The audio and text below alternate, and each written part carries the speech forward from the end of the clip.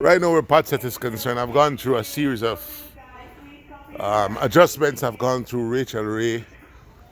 This brand is coming up, it's on the up and up, tasty. I don't see what I like here and what I would recommend. I recommend the Pioneer Woman. That's where I'm at right now. The sets are very dynamic.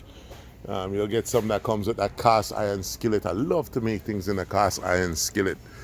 You'll get stuff that comes with cutting pieces. I'm looking at the top stock, not seeing any Rachel Ray or Pioneer Woman.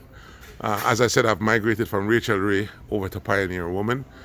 I definitely recommend that you go to walmart.com and find some Pioneer Woman and go with the red, my favorite color.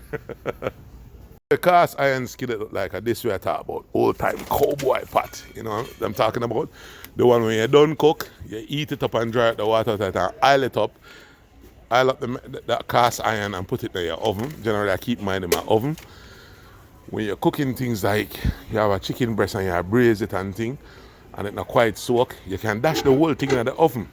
You ever watch how you grab the angle and take it out. Them here thing, them ain't ready yet. I mean my cast iron is thick and heavy, you know what I'm saying? So, that's the cast iron. And I guess they have cast iron baking tin, I didn't know that. But yeah, I have cast iron skillet in 3 sizes. And so I made like a personal one meal, one half for myself, use a small one. And so you can start on the stove, finish in the oven without having problems with the handle burning and that kind of thing.